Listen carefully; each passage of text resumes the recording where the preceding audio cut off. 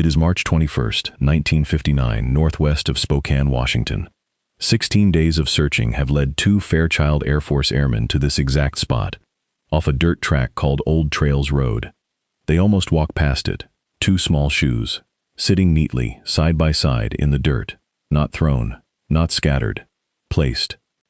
The airmen froze, because everyone in Spokane knows exactly whose shoes those are. For 16 days, this city of over 180,000 people has talked about nothing else. Housewives have stopped their errands to join search lines. Airmen have flown helicopters low over the pine canopy. Police officers have gone without sleep. And now, in this quiet patch of brush, two men are staring down at the answer nobody wanted. They call it in. Police arrive. They push deeper into the tree line, maybe 130 feet off the road, and there, under a pile of pine needles and broken tree boughs, someone has tried to hide something. A kneecap. That's the only part of her visible above the brush. A retired Spokane police captain would spend the rest of his life remembering that image. 62 years later, he'd stand in front of cameras and say he thanked God he lived long enough to see this case finally closed. That's how long this moment would follow the men who found her. Because underneath that pile of pine needles is a 9-year-old girl. She has been strangled with a strip of her own clothing. Her feet have been bound the same way. She has been assaulted. And for 16 days, an entire city has been praying they'd find her alive. They didn't. Her name was Candace Elaine Rogers. Everyone called her Candy. She was 9 years old. She sold cookies and mints door to door for her youth group. She had a dog she loved. She lived above a neighborhood grocery store with her mother, and her grandparents lived right next door. And on the evening of March 6, 1959, she walked out of that home to sell a few boxes of mints to her neighbors. She never walked back in. What happened to her in between would haunt a city for 6 decades.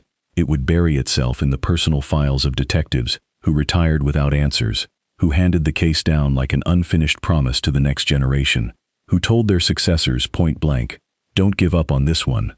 It would take until the year 2021, 62 years, 3 generations of investigators, and a DNA lab in Texas that other labs had already rejected, before anyone could finally say a name. And when they said it, the man they named had spent his entire life within 1 mile of Candy's house. He had walked the same streets. Some of his own family had crossed paths with hers. He had already died decades earlier, and for 51 years, everyone who knew him believed he'd taken his own life out of simple, private despair. They had no idea what he was really running from. You're going to meet him. I encourage you to watch until the very end. You won't want to miss a single second, or the crucial details hidden in this story. Before you understand who did this to Candy Rogers, you need to understand who she was. And you need to understand exactly how a happy, ordinary Friday evening in a quiet Spokane neighborhood turned into the case detectives would spend entire careers trying to solve. Welcome to Cold Crime Chronicles. This case took 62 years to officially close. Let us know in the comments what time you are watching this video. Consider liking the video and subscribing to the channel if you follow cold cases like this. Let us go 62 years back to the beginning, to a version of Spokane that no longer exists. It's 1959. Dwight Eisenhower is in the White House. Alaska has just become the 49th state. Families still leave their doors unlocked. Children still walk to school alone, sell candy door to door alone, and wander their own neighborhoods until the streetlights come on. Because in West Central Spokane, in March of 1959, nobody has any reason to believe the world is dangerous. That's the world Candy Rogers is growing up in. She's 9 years old, a 4th grader at Holmes Elementary. Neighbors would later describe her as small for her age but determined. The kind of kid who commits fully to whatever she's doing. She is an only child. Her mother is an only child too, which means Candy is, in many ways, the center of a small, tightly wound family universe. Here's the detail that matters, the one that tells you everything about how close-knit this family is. Candy and her mother live in an apartment directly above a neighborhood grocery store. And her grandparents don't just live nearby. They own that grocery store, and they live right next door.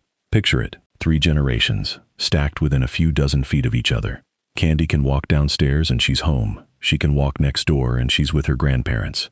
This isn't a family scattered across a city. This is a family who built their entire daily life around proximity to one small girl. She's recently joined the Camp Fire Girls, a national youth organization focused on outdoor skills, community involvement, and character building for young girls. Within that organization, she's a bluebird, the entry-level rank for the youngest members. She's working her way up, the way any 9-year-old does, one small badge and one small responsibility at a time. And one of those responsibilities, this particular March, is selling boxes of mints door to door to raise money for her group. She's been given 7 boxes to sell. 7. Not 50, not 100. 7 small boxes, meant to be handed off politely to neighbors up and down streets she already knows by heart. This isn't a citywide fundraiser. This is a little girl walking half a mile from her own front door, to people who've probably known her since she was in diapers. There's a rule in place, and it's non-negotiable in the Rogers household. Candy has to be home before dark. Her mother has been clear about that. And by every account, Candy has always been the kind of kid who follows that rule without a fight. She isn't the type to lose track of time at a friend's house.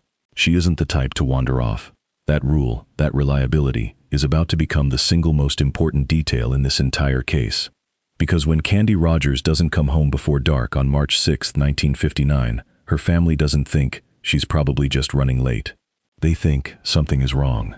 But before we get to that evening, sit with this family for one more moment. Because in a few weeks, this ordinary, loving, 3 generations under one roof family is going to be shattered in a way that never fully heals. Decades later, relatives will still be describing this loss as one of the defining tragedies of their entire family history.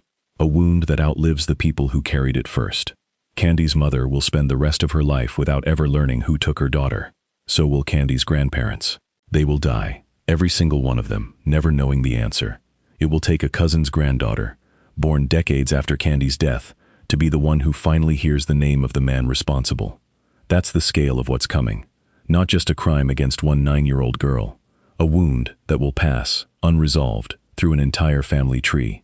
Remember that detail. The family living in close proximity, grandparents next door, mother upstairs.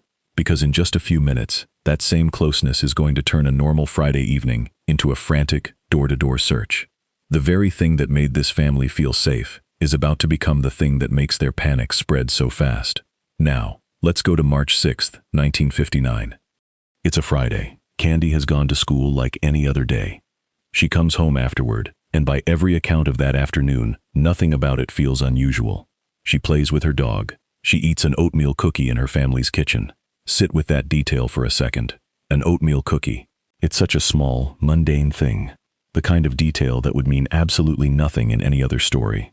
But it's one of the last things anyone can tell you for certain about Candy Rogers' final hours as a living, breathing 9-year-old girl going about an ordinary day. She played with her dog. She ate a cookie. And then she picked up a small bag containing 7 boxes of campfire mints, and she walked out the door. It's around 4 p.m. She heads out from her family's home in the 2100 block of West Mission Avenue, in Spokane's West Central neighborhood. Her plan is simple. Work her own neighborhood, door to door, sell what she can, and be home well before dark. She's not going far. This is a girl who knows this stretch of streets the way you know the walk from your own bedroom to your kitchen. West Central in 1959 is the kind of neighborhood where a 9-year-old walking alone with a bag of mints doesn't raise a single eyebrow. Neighbors know her. Neighbors know her family. Neighbors know the grocery store her grandparents run. For a few hours, everything unfolds exactly the way it's supposed to. She goes door to door. Some neighbors buy from her. Others don't, but they remember she stopped by, which will matter enormously in a moment, because it means investigators can trace roughly where she walked, block by block, house by house. By around 6:30 p.m., witnesses would later confirm they saw her on the 2100 block of West Maxwell Avenue. She's alive, she's fine, she's doing exactly what she set out to do. And then, sometime after that, Candy Rogers simply vanishes. Here's a detail that decades later investigators would look back on and wonder about. Around 6:30 that evening, someone reports seeing a 1953 Ford tearing down Maxwell Avenue at high speed, then swinging hard north onto Belt Street, hard enough that it clips the curb as it turns. At that exact same time and place, Candy's own grandfather is out searching the neighborhood on foot with a friend. He has to jump out of the way of a speeding vehicle on Belt Street to avoid being hit. Was that car connected to what was about to happen to his granddaughter? To this day, nobody can say for certain. But hold on to that image. Candy's own grandfather, dodging a reckless driver on the very same streets where his granddaughter is disappearing in real time, unaware that he might be standing feet away from the truth. As dusk creeps in. And remember, this is early March, so darkness falls early. Somewhere around 5:30 to 6 p.m., Candy is still out. And Candy does not break her own rule. She has never been the kid who loses track of time. She has never been the kid who wanders off to a friend's house without telling anyone. So when evening turns into full darkness, and she still hasn't come through that door, her mother doesn't feel a mild worry. She feels something colder settle into her stomach. Something is wrong. By 6 p.m., her mother, her grandfather, and neighbors and friends are already out the door, moving block to block, calling her name into a Friday evening quiet that suddenly feels enormous. They go house to house. One neighbor confirms it. Yes, Candy came by. We bought mints from her.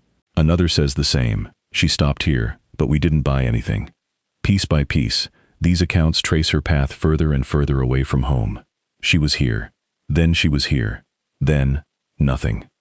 By around 8 p.m., the family makes the call no parent wants to make. They notify the police. And once law enforcement gets involved, everything accelerates. Spokane County Sheriff's deputies join the search. So do civil defense volunteers, trained in an era still shaped by Cold War preparedness drills, now redirecting all of that organizational muscle toward finding one small girl. There's a light dusting of snow on the ground that night, and searchers use it, hoping for footprints, hoping for any trace at all. They search for hours, 4-5 hours deep into the night, combing through the Fort George Wright area near where Candy was last seen walking. One family member searching that night would later describe it as unguided, a free-for-all, everyone moving in every direction at once, driven by adrenaline and fear rather than any coordinated plan. Nobody in Spokane, in March of 1959, has run a search like this before. There is no protocol. There is no playbook.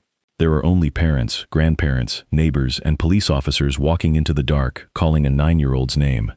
And here's where the case takes its first genuinely chilling turn. Because as searchers fan out along North Pettit Drive, a stretch of road that would later become locally known as Doomsday Hill, they start finding something. Boxes. Candy's boxes of campfire mints. By 9 p.m. that first night, 6 of her 7 mint boxes turned up scattered along Pettit Drive. Some of them found at the very bottom of that steep hill. Scattered, the way things get scattered when they're thrown. Not simply dropped. Not left behind by a girl who wandered off on her own. Investigators would spend decades turning that detail over in their minds. Was she throwing the boxes out of a moving vehicle, trying to leave some kind of trail for anyone who might notice? Was she fighting? Nobody can say for certain, even now.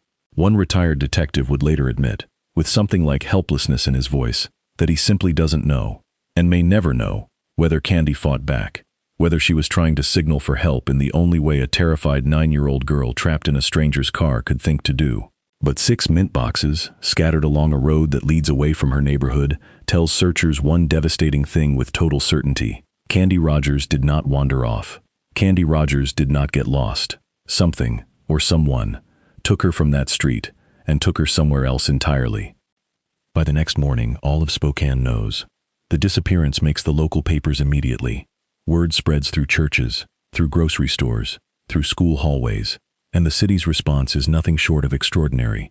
Within 24 hours, what started as a family and a few neighbors searching in the dark has exploded into one of the largest search efforts the region has ever seen. Hundreds of volunteers show up. Off-duty police officers, ordinary citizens, and because this is Spokane, sitting practically in the shadow of Fairchild Air Force Base, local airmen mobilize too, searching on foot, on horseback, in cars, and eventually from the air in helicopters, sweeping over pine forests that stretch for miles beyond the neighborhood where Candy was last seen. The search radius grows enormous, stretching from the Fort George Wright Bridge all the way out to 9 Mile Falls, miles and miles of rural Washington terrain. Searchers comb the banks of the Spokane River, worried she may have fallen in, worried about the worst possibility, before anyone dares say it out loud. On the final weekend of the search alone, 1,200 people show up at the search command post, volunteering to scour the forest for any sign of a 9-year-old girl most of them have never met. 1,200 people, for one little girl. That's what kind of city Spokane was in March of 1959. That's how deeply this disappearance cut into an entire community's sense of safety. And this search will not be without its own devastating cost. During the search efforts, a helicopter carrying Fairchild airmen crashes. 3 servicemen lose their lives. Men who volunteered their time and their aircraft to help find a child they'd likely never met, killed in the effort to bring her home. Think about that for a moment. This is a search that has already claimed 3 lives before anyone even finds Candy. The tragedy is compounding on itself, spreading outward from one missing girl to an entire community, bearing new grief on top of old fear. 16 days. That's how long this search stretches on. 16 days of hope curdling slowly into dread. 16 days of a mother and grandparents waking up every single morning wondering if today is the day someone finds her, and terrified of what finding her might actually mean. And then, on March 21st, 1959, 16 days after Candy Rogers walked out her front door with 7 boxes of mints, 2 Fairchild airmen, hunting off Old Trails Road northwest of Spokane, spotted 2 small shoes sitting on the ground. You already know what happens next. You saw it at the very beginning of this story. But knowing the ending doesn't make what comes next any easier to sit with. Because now, the city of Spokane has to move from searching for a missing girl to investigating her murder. And what the investigation reveals, about her final moments, about the killer's methods, and about just how close this predator lived to Candy's own front door, is going to take Spokane police 6 decades to fully untangle. On the morning of March 22, 1959, police returned to the wooded area off Old Trails Road, about 3.5 miles northwest of what is today Spokane Falls Community College. They push into the brush near where the shoes were found, and roughly 130 feet off the road, they find her. She's been concealed under a pile of pine needles and broken tree branches, deliberately covered, deliberately hidden, in a way that leaves no doubt this was not an accident, not a tragic fall, not a child who wandered too far and succumbed to exposure. Someone did this to her, and someone tried to make sure she wasn't found. The autopsy that follows delivers the confirmation that an entire city has been dreading. Candy Rogers died of strangulation. She had been physically assaulted. Her feet had been bound using a strip of her own clothing, and another strip, torn from that same clothing, had been used as the ligature around her neck. Whoever did this didn't bring a rope, didn't bring restraints. He used what was already on her body, which tells you this wasn't planned with careful premeditation down to the last detail. But it also tells you he had enough control over her, enough time alone with her, to methodically use her own clothing against her. A retired captain, one of the young patrolmen who helped uncover her that morning, would carry the image of that discovery with him for the rest of his career and beyond. He'd tell reporters, decades later, that the only part of her visible from the road was her kneecap, poking out from beneath the brush pile. Just a kneecap. That's the image an entire investigative career gets built around. The case becomes a homicide investigation immediately, and it becomes the largest one Spokane has ever handled. Detectives launch a massive tip line, and it works. Almost too well. Hundreds, then thousands of tips pour in. Not just from Spokane, but from people across the entire country who read about the case in newspapers and feel compelled to write in with a name, a hunch, a suspicion about a neighbor or a relative. This is 1959. There's no national DNA database, no security cameras, no cell phone records to pull, no GPS pings to trace. Detectives have almost nothing to work with except human memory, human suspicion, and painstaking door-to-door interviews. And in an era before any kind of formal sex offender registry exists, police are reduced to manually reaching out to individuals with known histories of similar crimes, trying to build a suspect pool from scratch, one uncomfortable interview at a time. Several suspects emerge in these early months, but every single one hits the same wall. Not enough evidence to make an arrest. 2 names, in particular, will follow this case for decades. 2 men who seem, on paper, disturbingly plausible, and you need to understand both of them. Because for over 60 years, one of these men in particular will be the name most closely associated with Candy's murder in the public imagination. Almost everyone, for 6 decades, believes they already know who did this. They're wrong. The first name is Hugh Bion Morse. Morse is a serial predator, the kind of man whose criminal record reads like a warning label. Raised in a violent, abusive household in Kansas City, he joins the Marine Corps as soon as he's old enough, and it doesn't take long before his pattern of violence surfaces there too. He's dishonorably discharged after convictions for indecent exposure and assault in North Carolina. From there, Morse's life becomes a trail of destruction across the country. Rapes, assaults, and eventually murders, at least 4 confirmed.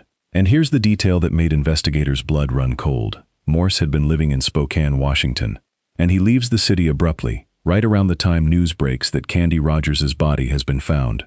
That timing alone would be enough to make any detective's pulse quicken. But there's more. Morse has a habit. He chews grape-flavored bubblegum almost constantly, practically compulsively. And when investigators process the evidence from Candy's clothing, they find grape bubblegum on her sweater. Sit with that for a second. A known predator, with a documented history of violence against women, living in the exact city where this happened, leaving town at the exact moment the body surfaces, and a very specific, very personal habit that seems to match physical evidence found on the victim. For decades, this is the strongest lead Spokane investigators have. Morse also has a modus operandi that lines up chillingly well. He's known to strangle his victims, just as Candy was strangled. Detectives question him. He denies any involvement. And for over 60 years, this circumstantial case against Morse is the closest thing to an answer that Candy's family and the city of Spokane ever gets. It's compelling, it's logical, it fits. It's also completely wrong. DNA evidence would eventually clear him entirely, but that confirmation is decades away. For now, in 1959 and for years after, Morse remains the man most people quietly assume did this. The second name is Alfred Graves, a far more obscure figure, but no less unsettling once you learn what investigators found. Graves is a man known to collect newspaper clippings, specifically clippings about the rape and murder of women and children. A private, disturbing hobby that, once uncovered, makes him an immediate person of interest. But there's something almost unbearably strange about the timing here. Alfred Graves dies by suicide on the exact same day that Candy Rogers' body is discovered in those woods. Is that a coincidence? A guilty man, unable to live with what he'd done, taking his own life the moment the body surfaces? Or is it exactly what it looks like on the surface? A deeply disturbed man with a documented obsession with these exact kinds of crimes, whose death that day is simply a haunting coincidence, with zero connection to Candy at all. Investigators never get to ask him. He's gone before they can. And that's the frustrating shape of this entire case for the next 62 years. Name after name, lead after lead, each one dissolving into ambiguity, the moment detectives try to close their hand around it. Months pass, then years. The tips keep arriving, but none of them ever crystallize into an arrest. Detectives work the case as hard as any case has ever been worked on in Spokane's history. But 1959 technology simply cannot deliver what this crime requires. And then something remarkable happens. Not a breakthrough, but something almost more important. A kind of institutional stubbornness sets in. As the original detectives on this case approach retirement, they don't let the file quietly disappear into a records room to be forgotten. They pass it down, deliberately, to the next generation of investigators, along with an unmistakable message: don't let this one go. That message gets repeated again in the early 2000s, when a new wave of detectives picks the file back up and starts re-examining the forensic evidence with whatever updated tools are available at the time.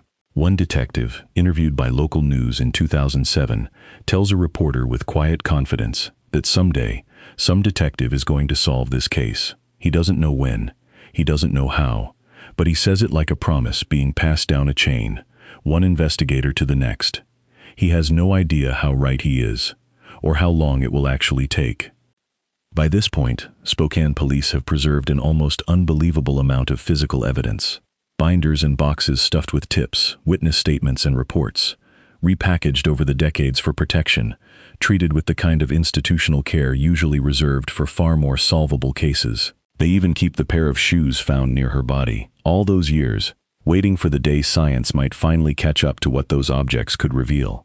This case becomes known, informally, inside the department, as something close to mythic. Detectives start calling it their Mount Everest, the one case that has defeated every generation of investigators who's ever tried to climb it.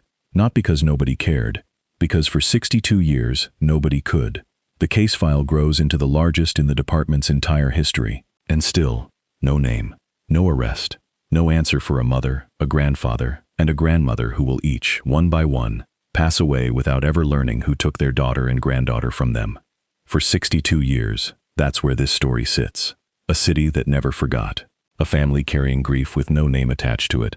A prime suspect the public believed in for decades, who turns out to have nothing to do with any of it. And a piece of preserved DNA evidence, sitting in an evidence locker, that every private lab who examines it declares is too degraded to work with. In 2020, one respected forensic lab will be given the case. They study the sample, and they decline it outright. The DNA, they say, is simply too far gone. It looks for a moment like this really might be the one case Spokane never solves. Then, over Labor Day weekend in 2021, everything changes. Now, take 5 seconds to like and subscribe to this video. Drop a comment on what you think so far on this case. We read each one of them. It is what motivates us to uncover cold cases like Candy's.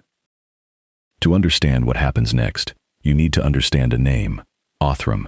It's a private forensic DNA laboratory based in the Woodlands, Texas, founded in 2018, specifically to do something no traditional crime lab could: extract usable genetic information from evidence that's degraded, contaminated, or decades old. Evidence exactly like the sample sitting in Spokane's evidence room. Detective Zach Storment, a major crimes detective with the Spokane Police Department, has inherited this case, the department's proverbial Mount Everest, and he isn't ready to accept that it's unsolvable. Through connections in the cold case world, including a link to investigators who worked the infamous Golden State Killer case, Storment is pointed toward Othram's founders, David and Kristen Middleman. Here's a detail that matters more than you'd expect. When Kristen Middleman starts reading through the case file, one specific detail stops her cold.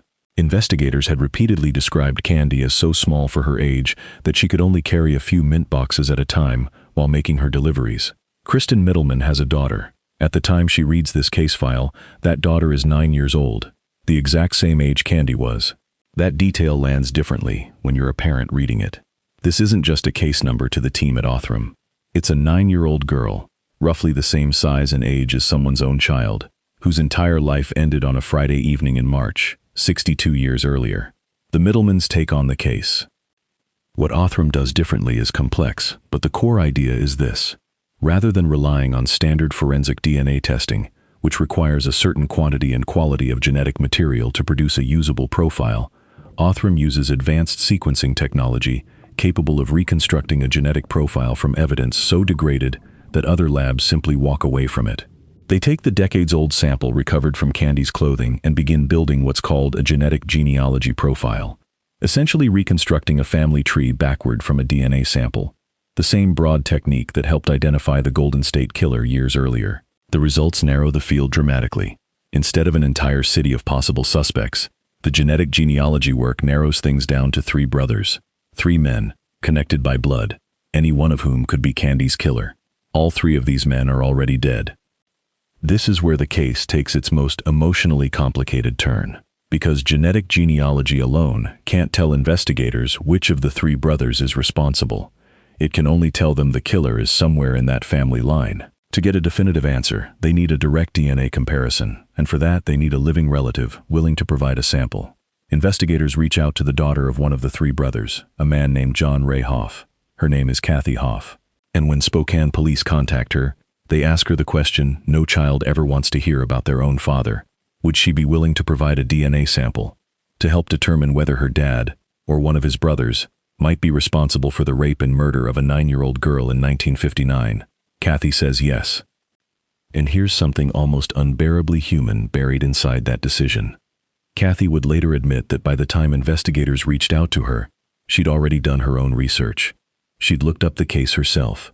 She already had a strong, sinking suspicion about what the answer was going to be before the lab results ever came back.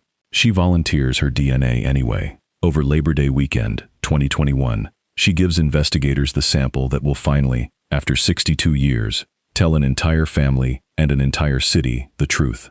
The comparison is run by Brittany Wright, a forensic scientist with the Washington State Patrol Crime Laboratory. On September 8, 2021, Wright reached a conclusion. Candy Rogers' DNA, meaning the genetic material recovered from the crime scene evidence, is 2.9 million times more likely to be related to Kathy Hoff than to a random member of the general population. That's not proof of guilt yet. That's proof of paternity. Strong evidence that the crime scene DNA belongs to Kathy Hoff's father, John Ray Hoff, or possibly one of his brothers. But it's the tightest the net has ever closed around an answer in 62 years of dead ends. There's only one way to know for certain. Investigators need to compare the crime scene DNA directly against John Ray Hoff's own genetic material. Not his daughter's, but his. The problem is, John Ray Hoff has been dead for over 50 years. So on September 23, 2021, Spokane police secure a search warrant for something almost nobody expects to hear about in a modern cold case investigation: the exhumation of a grave. They dig up John Ray Hoff's remains. The exhumed remains are processed, and Brittany Wright runs the final, decisive comparison. Crime scene DNA against a direct sample from John Ray Hoff's own body. It's a match. Not a probable match. Not a likely match. A conclusive match, with a probability threshold reported at 25 quintillion to 1. 62 years after 2 Fairchild airmen found a pair of small shoes on a forest floor, Spokane police finally have a name: John Ray Hoff, born August 11, 1938, and raised in Spokane, on the 2500 block of West College Avenue. He entered the U.S. Army at just 17 years old and was stationed at a Nike missile site protecting Fairchild Air Force Base, one of the very same airmen and servicemen who, unbeknownst to searchers, would have been well positioned to know exactly how the search efforts for Candy were being conducted. At the time of Candy's murder, John Ray Hoff was 20 years old, and here is the detail that turns this case from tragic to absolutely gutting. Hoff lived about 1 mile from Candy Rogers and her family. Same neighborhood, same streets, same grocery store, likely, where her grandparents worked every single day. This wasn't a stranger who drove in from another city, committed an unthinkable act, and vanished forever. This was a young man who lived close enough to walk to Candy's front door. Someone who could have passed her family's grocery store 100 times without anyone thinking twice. And there's one more detail that investigators uncover. One that makes the entire case even more devastating. It's unclear whether John Ray Hoff knew Candy personally, but there was, in fact, a connection between their two worlds. Hoff had a stepsister, who was just 10 years old back in 1959, the same age bracket as Candy herself. And that stepsister was enrolled in the very same youth program Candy belonged to, the Camp Fire Girls. In fact, she had served as something like a mentor to Candy, an older girl looking out for a younger one, exactly the kind of relationship the Camp Fire Girls program was designed to build. That stepsister, still alive decades later, would recall something that should chill you to your core. She remembered crying, as a young girl, at the news that Candy had been murdered, while John Ray Hoff sat in the same room with her, saying absolutely nothing. He watched a young girl cry over the murder he committed, and he said nothing. Investigators dig further into Hoff's history after Candy's murder, and what they find corroborates everything the DNA already proved. Just 2 years after Candy's death, in 1961, Hoff committed a strikingly similar attack. He assaults a woman, forcibly rips off her clothing, uses that same clothing to tie her up, and attempts to strangle her before fleeing the scene. This time, the victim survives. Hoff is convicted of second-degree assault with intent to rob and spends 6 months in jail.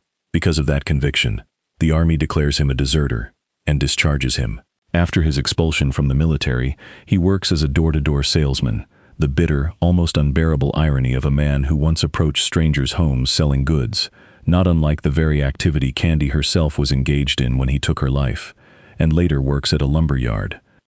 For the rest of his life, John Ray Hoff walks free. He got married. He has a daughter, Kathy, who grows up believing her father was, by all outward appearances, an ordinary man. In 1970, at the age of 31, John Ray Hoff dies by suicide. For 51 years, his family believes this was a private tragedy, a man overwhelmed by depression, taking his own life for reasons only he understood. Kathy Hoff would later say she spent most of her life believing exactly that. She had no idea her father was running from something far darker than ordinary despair. On November 19, 2021, 62 years, 8 months, and roughly 2 weeks after Candy Rogers disappeared while selling mints door to door, Spokane Police Chief Craig Meidel and Detective Zach Stormont stand in front of cameras and announce, for the first time in the history of this case, a name: John Ray Hoff, responsible for the kidnapping, rape, and murder of 9-year-old Candace Elaine Rogers. Stormont doesn't measure this case in hours of investigation. When asked to estimate how many hours had gone into it, he says the honest answer isn't measured in hours at all. It's measured in careers, entire working lives of detectives, spent chasing an answer that finally arrives 62 years too late for the people who needed it most. There is no trial. There is no sentencing. There is no moment where John Ray Hoff stands in a courtroom and answers for what he did. He's been dead for over half a century, and the legal system has nothing left to offer the family of Candy Rogers except a name and a scientific certainty. For some families, that would feel like an unbearable, hollow kind of justice, and in many ways it is.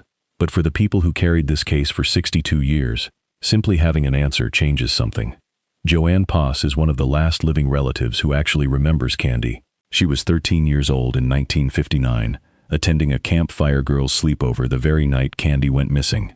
Too worried about her cousin to sleep, she remembers the 2 weeks that followed as constant, unrelenting Candy talk, an entire community holding its breath together. She remembers walking out the door to church the morning Candy's body was found, her mother telling her simply that Candy had been found, and Poss, in that first innocent half-second, assuming that meant alive. It wasn't until she came home from church that she learned the truth. For 62 years, Poss believed this case would never be solved. At one point, her family compiled an entire packet of information, roughly an inch thick, and sent it to the television show America's Most Wanted, hoping the show might investigate. The packet came back with a polite letter explaining there simply wasn't enough to work with. When Sergeant Stormont finally called her in 2021 with the news, he later sent her a photograph, a picture of the detectives who cracked the case, taken standing in front of Candy's crypt. His way, he told her, of showing her that justice, however delayed, however incomplete, had finally arrived. Another relative, Karen Jo Tierney, discovers something that still makes her shudder. Her own parents and two older siblings lived next door to John Ray Hoff and his family on West Rosewood Avenue for about a year and a half, right up until Hoff's suicide in 1970. Tierney's mother was actually Candy's cousin. For a year and a half, an entire branch of Candy's own family lived beside her killer without the faintest idea who he really was. A cousin, identified as Cheryl, offers maybe the rawest reflection of what this case cost her family. She says she wishes her family could have known the truth while Candy's parents and grandparents were still alive. Because Candy was an only child, her mother was an only child too. And that entire direct line of the family, her mother, her grandparents, died without ever learning who had taken her from them. And then there's Kathy Hoff, the daughter who volunteered her own DNA to help solve the murder her father committed. In a recorded statement played at the police press conference, she says something extraordinarily difficult to say out loud. She apologizes, on her father's behalf, for what he did. She acknowledges that he didn't just take Candy's life. He took her mother's life too, and her father's life too, in the sense that neither of them ever got to live with an answer. Kathy admits she spent most of her life believing her father took his own life, simply because he was depressed. Learning the truth forces her to see him differently. Not as a man who escaped his pain through suicide, but as someone who got to die still wearing the mask of an upstanding man. She says it plainly. She used to think of it as an escape. Now, she calls him evil. There's one more layer to this story worth sitting with. A 19-year-old relative of Candy's, a Gonzaga University student named Emily Evers, would later say that learning her family's case was solved through cutting-edge DNA science pushed her further toward pursuing a career in forensics herself. 62 years after Candy Rogers died selling mints on a quiet Spokane street, her story is still shaping the choices of people who never even got to meet her, reaching forward into a future she never got to have. That's the strange, quiet power of this case. Candy Rogers lived 9 years, but her story, her disappearance, the 16-day search that gripped an entire city, the 62 years detectives refused to let go of her file, and the DNA science that finally answered the question 3 generations of investigators died still asking. That story has now outlived everyone directly involved in it. Her mother is gone. Her grandparents are gone. Her killer has been gone since 1970. The original detectives who searched those woods are gone or long retired. And still, in 2021, an entire city stopped to listen when Spokane police finally said her name and matched it to his. Today, Candy Rogers rests at Riverside Memorial Park in Spokane. Her memorial simply reads that after 62 years, this unsolved murder finally came to a close. 62 years is a long time to wait for the truth.